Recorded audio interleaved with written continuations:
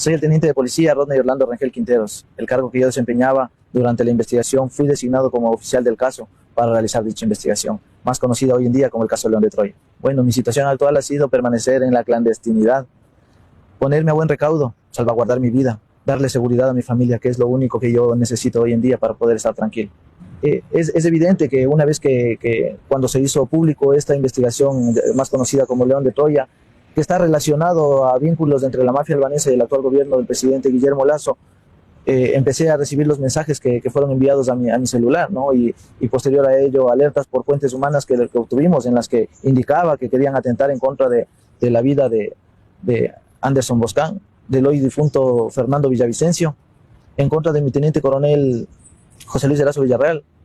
Obviamente él hoy día mantiene un equipo de seguridad, que así lo podemos llamar, y en contra de mi persona, ¿no? Pero en cambio en mi persona jamás tuvo algún tipo de seguridad, y actualmente he recibido otras alertas, pero no sirvió de nada haber avisado de la alerta anterior, que ahora prefiero hacer público todo esto, porque no me han brindado nada de seguridad. Bueno, aproximadamente el 17 de enero del 2022 mantuvimos una reunión vía Zoom con el doctor Balda, mi coronel José Luis Erazo, el teniente Alarcón, quien fue el analista de la unidad en donde nosotros laborábamos, y mi persona, en el cual él indicaba de que esta investigación era conocimiento de la fiscal general Diana Salazar, y que debíamos cerrarla porque involucraba a los familiares del presidente de la República, Guillermo Lasso.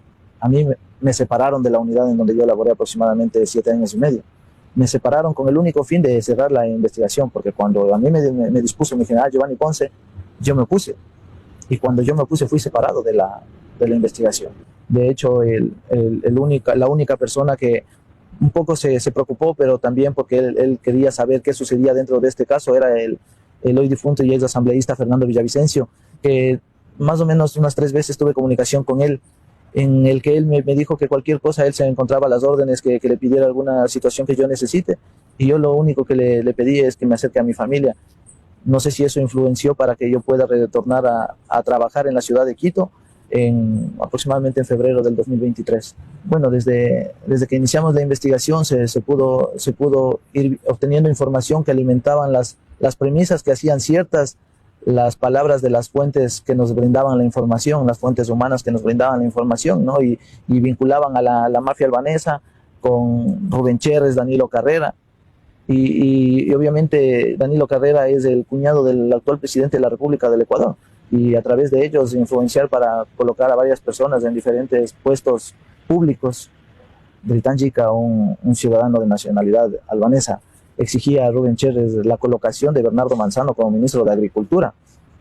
Rubén Cherres exigía a través de Danilo Carrera y de Rafael Guerrero hacia el presidente Guillermo Lasso para la colocación de este ministro, ¿no? Una vez de que él se posicionara como ministro, realizar varias actividades como lo es aumentar el cupo de las exportaciones de banano a la más conocida como Grupo Novoa o Corporación Novoa, que es donde él antes laboraba, ¿no?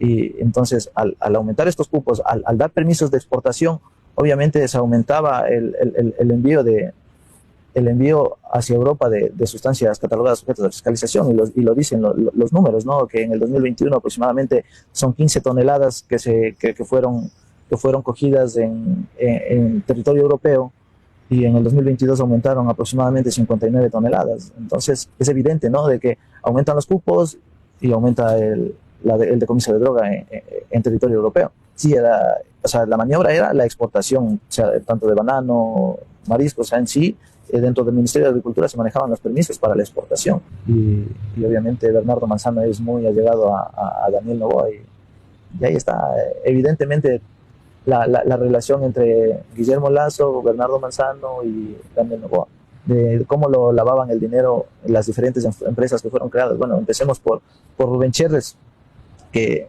fue uno de los investigados más principales dentro de mi trabajo, y él, por ejemplo, él mantenía una tarjeta American Express emitida por el Banco de Guayaquil, ¿no? Y las diferentes empresas que, bueno, en los progresivos que deben constar en el expediente, se encuentra un número de cuentas del Banco del Litoral, por ejemplo, ¿no? En Banco de Guayaquil, que nadie bueno, es público y todos sabemos, ¿no?, a quién pertenece y quién es el mayor accionista dentro de ese banco, y es el actual presidente Guillermo Lasso. Creaban empresas que a su vez realizaban contratos con, con el gobierno, contratos que se les iba a hacer un poco más fácil y menos evidente el tema del lavado de dinero.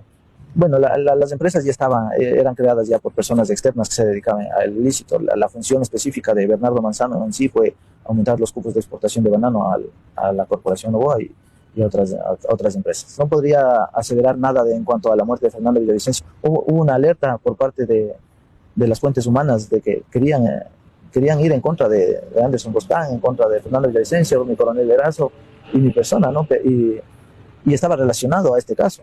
En cuanto a mi seguridad, yo sí solicito a la Comisión Interamericana de Derechos Humanos que me brinde las medidas cautelares que he solicitado, con el único fin de garantizar mi vida y la seguridad de mi familia, ¿no?